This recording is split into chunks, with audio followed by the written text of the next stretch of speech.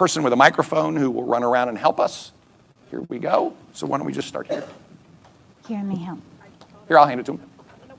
I got it. Thank you. I'm full service. Thank you. And by the way, I take notes. And so if my head's down, it's not that I'm not listening. I'm actually listening intently because I try very hard to go back in the evening and reflect on what we spoke about.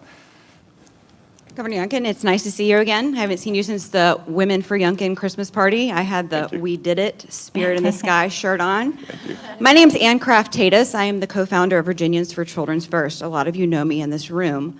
Some of you might have opinions, but when it comes to our children, both parties are failing. And what if parents matter, then you would bring them back into the equation by acknowledging Virginia law and federal law. And this, I wrote legislation on that 5 to 6 delegates carried, Senator Reeves, Senator Chase, on education transparency. It never survived the Senate Sub-Education Committee.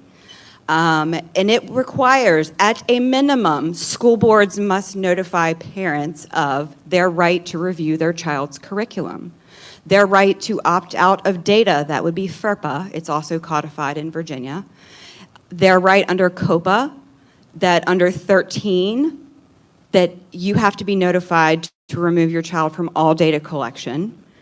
The Virginia Consumer Data Protection Act is currently not only an enforcement, it is enacted, and nobody's doing anything about it, which would require opt-in for children under 13 for data collection. There are so many laws regarding counseling. They're giving so much counseling to our children without parents ever knowing. My 11-year-old came home talking about she had generalized anxiety disorder. She was suicidal. I went into her Chromebook and found out what had been taught to her. So what is age appropriate? We talk about, I'm a recovering addict. I've been clean 15 years. It's part of my story. I can tell you that teaching 11-year-olds about opiates with pictures of how to use them, giving them the names of the opiates, with foil and a pipe to smoke in Chesterfield County, put into all 12 middle schools, and then sending her home with an assignment asking her what's in her home, to go online, you want to talk about internet safety, encouraging them to go online, find what's in it, what the picture of the pill, and post it online. These are the assignments given to our children, and then when you go to your school board and say, I'd like to see my child's curriculum. No, ma'am, school board attorney says to me, you have to FOIA that. No, sir, I do not. It's called the Protection of Pupil Rights Amendment. That's federal law. It's also codified in Virginia.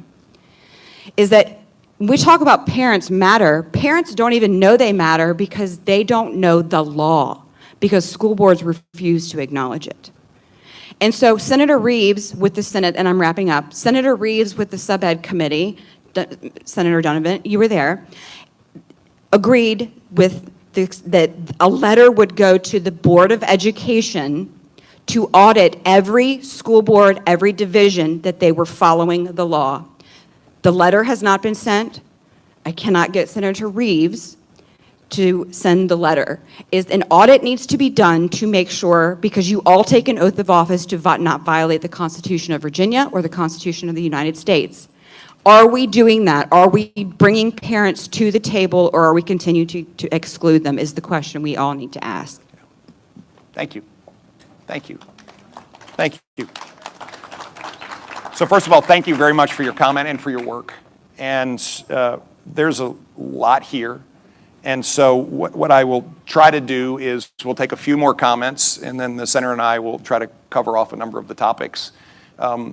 In a big picture, just as an overarching comment, one of the things that I go to work every morning focused on is empowering parents to be at the head of the table in every decision that's made with regards to their child, every single decision.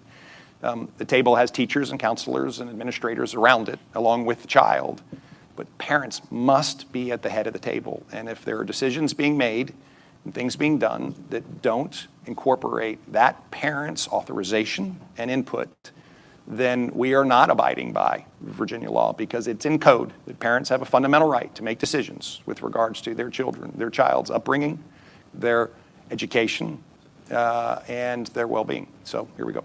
So thank you.